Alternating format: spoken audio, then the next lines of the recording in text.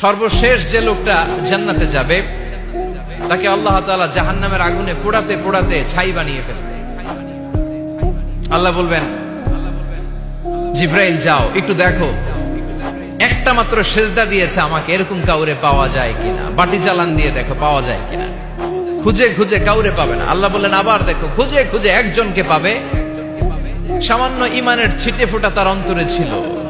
আল্লাহ বলবেন, যেহেতু ছিটে ফোঁটা আছে, অনেক মায়ের খাইছে, ওকে বের করে জাহান্নাম থেকে বের করে একটা নির্ধারিত দূরত্বে রেখে দাও। রেখে দেয়া হবে, কিন্তু জাহান্নামের আগুনের লেলিহান শিখাতে তার গা ঝলসে যাবে। সে আল্লাহর ডেকে বলবে, মাবুদ তোমার কাছে আমি কিছু চাই না, জাহান্নাম থেকে তুমি আমাকে বের করেছো, জীবন নদীর পানি তুমি আমার গায়ের মধ্যে ঢেলে দিয়েছো, আমি আবার সজীবতা ফিরে পেয়েছি। আমি তোমার কাছে জান্নাত চাই না, শুধু নিরাপদ একটা দূরত্বে আমাকে রেখে আসো, যাতে জাহান্নামের আগুন আমারে কষ্ট দিতে না পারে।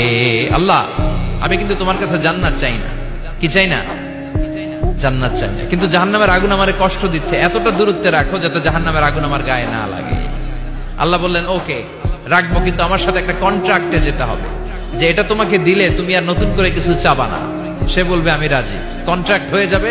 আল্লাহ জিব্রাইলকে বলবেন, যাও এমন দূরত্বে রাখো যাতে জাহান্নামের আগুন ওরে কষ্ট না দেয়। রেখে আসা হবে। অনেক দিন সে ওখানে আনন্দে থাকবে, আল্লাহ শুকরিয়া করবে। সে মনে মনে বলবে, বেঁচে গিয়েছি, আমি বেঁচে গিয়েছি, জীবনে আর কিছু চাই না, জাহান্নাম থেকে আমি বেঁচে গিয়েছি। অনেকদিন থাকার পরে মনে মনে ভাববে, বাইসা তো গেছি, কিন্তু নতুন করে একটু ট্রাই করে দেখি, জাহান্নামের সৌন্দর্যের দৃশ্য একটু চোখ দিয়ে অবলোকন করা যায় কিনা। সে আল্লাহর ডেকে বলবে, আল্লাহ ইনদি সুআল, আমার একটা ফরিয়াদ আছে। কি ফরিয়াদ? আল্লাহ আগেই বলে রাখি, আমি কিন্তু জান্নাতে যেতে চাই না। আল্লাহ বলবেন, কি চাও? সে বলবে, আল্লাহ তোমার জান্নাতটা তুমি কত সুন্দর করে বানিয়েছো, আমি একটা নজর শুধু দেখতে চাই। জান্নাতের দরজার সামনে নিয়ে যদি আমারে বসিয়ে রাখো, দ্যাটস ইনাফ, আর কিছু চাই না, শুধু জান্নাতের দরজার সামনে। আল্লাহ বললেন, তুই না ওয়াদা করেছিস, তুই না চুক্তি করেছিস। সে বলবে, আল্লাহ আমারে হতভাগা বানাইয়া তোমার কি লাভ? সুবহানাল্লাহ পড়েন। আমারে তুমি হতভাগা বানিও না। আল্লাহ বলে, ঠিক আছে, আবার সিগনেচার কর যে জান্নাতের দরজার সামনে বসিয়ে দিলে আর কিছু চাবি না। সে সিগনেচার করে বলে, আমি চাবো না। আল্লাহ বললেন, জিব্রাইল বেচারারে ধরে জান্নাতের গেটের সামনে বসায় দে। এবার জান্নাতের গেটের সামনে বসে বসে জান্নাতের সৌন্দর্য দেখা শুরু করবে। সুবহানাল্লাহ। এমন সৌন্দর্য যেটা চোখ দিয়ে কেউ দেখে নাই, কান দিয়ে শোনে নাই। ওই সৌন্দর্য চোখে দেখে, কান দিয়ে আওয়াজ শুনে, মাগার ভোগ করতে পারে না। অন্তরে জ্বালা আছে না নাই? এয়ার কন্ডিশনের রুমে ঢুকতে না পারলেও, এয়ার কন্ডিশনের রুমের দরজার বাইরে দাঁড়ালো, এয়ার কন্ডিশনের রুমের একটা ঠান্ডা বাতাস গায়ে লাগে না? কথা বলেন তো। ও যখন জান্নাতের দরজার সামনে দাঁড়াবে, ওর গায়েও এরকম জান্নাতের ঠান্ডা বাতাসের হিমেল ছোঁয়া গাটাকে শীতল করে দিবে। ওই শীতল হয়ে যাওয়ার পরে আর তো সহ্য হবে না, আবার আল্লাহরে ডাকবে। মনে মনে ভাববে, আর একটু ট্রাই করি না, দোষ কি, আস্তে আস্তে অনেক দূর তো আগাইছি। সুবহানাল্লাহ কইবেন না? এবার আল্লাহরে বলবে, আল্লাহ ইনদি সুআল, আল্লাহ তুমি যদি কোনো বিষয়ে নতুন করে ডিসিশন নাও, তোমারে জিজ্ঞেস করার মতো কি কেউ আছে? আল্লাহ বলে, না, আমি তো সব রাজার বড় রাজা, মহারাজা, আমার উপরে তো কারো কথা চলে না।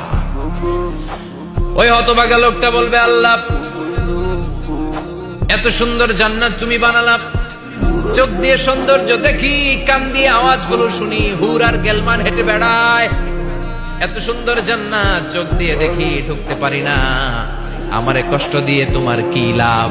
ও আল্লাহ, আমারে তুমি মাফ করে দাও, জান্নাতের চিপার মধ্যে এক কর্নারে তুমি একটু আমারে জায়গা করে দাও।